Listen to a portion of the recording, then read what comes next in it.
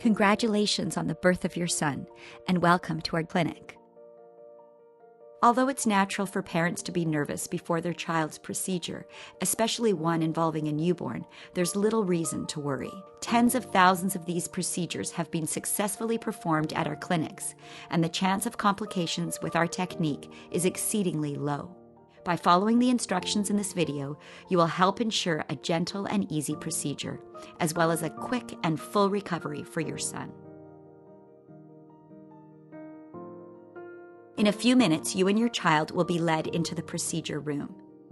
Once inside, we ask that you put a fresh diaper on your son. We will then go over how to properly swaddle your child. Next, you will find a container in the room with 2 sugar balls made of granulated brown sugar dipped in grape juice. Studies have shown that these sugar balls act as a distraction and minimize any pain your child might feel during the procedure. We recommend you give your son the first sugar ball once he is properly secured on the baby tray. Before putting it into your baby's mouth, squeeze any extra juice into the container to prevent choking. Hold the tail end of the sugar ball, place it completely in your baby's mouth, and let him suck on it like a soother. Before switching to the second ball, make sure the first ball is completely flat. Next, the doctor will enter the room and do a physical assessment of your child.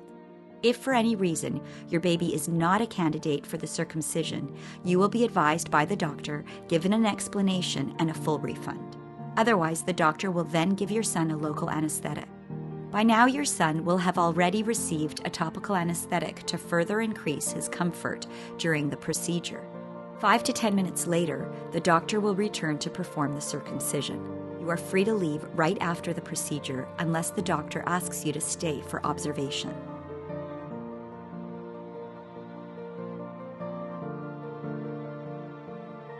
Please note, all the information in this video is set out in the manual, along with the doctor's emergency phone number. If you have any questions related to post-operative care, please call the office. In case of a medical emergency, please call the doctor immediately on their emergency number.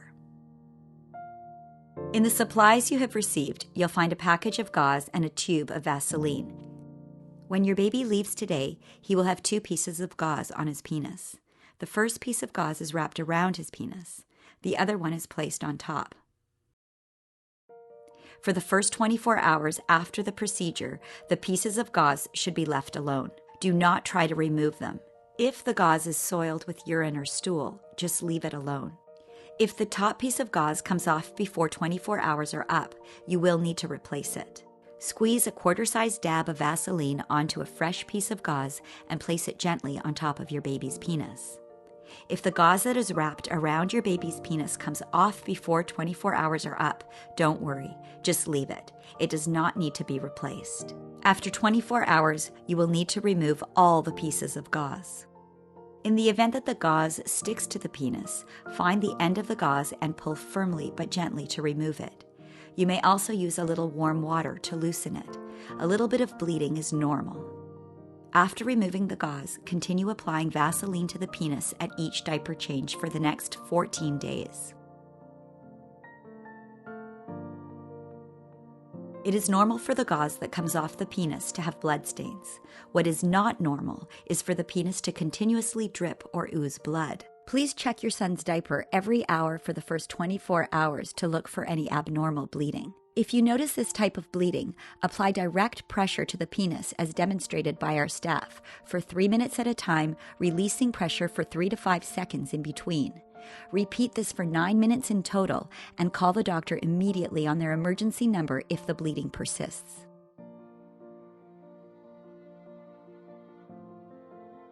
Most babies sleep through the procedure, and when they leave the office, they are quiet and calm.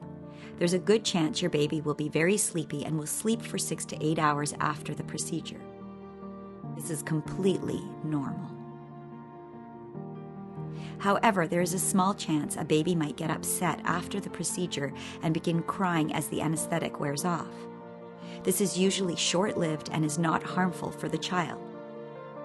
If you feel his discomfort is persisting, you may give your child an additional 0.5 milliliters of the infant Tylenol 4 to 5 hours after his earlier dose. We do not recommend giving any further Tylenol as it may be harmful to the baby's liver. Instead, try to cuddle him and make him comfortable while being mindful of keeping pressure off the area.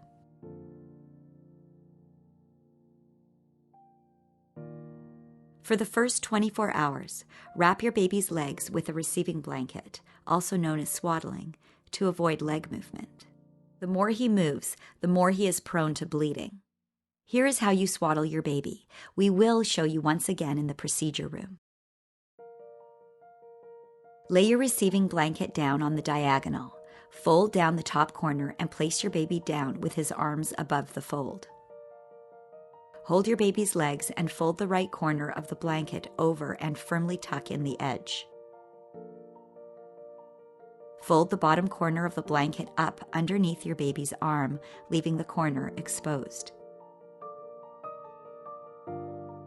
Wrap the left corner over and underneath your baby and tie the corner to the exposed corner underneath your baby's arm.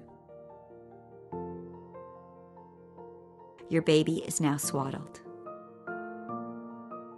Over the next 4 days, it is very important to remember the following. Do not use any baby wipes or alcohol to clean the penis, as it will cause a stinging sensation. You may continue to use wipes on your baby's bum if you choose. Do not give the baby a bath, as it may cause a blood vessel to open. You can give him a sponge bath instead. Keep pressure off the baby's penis.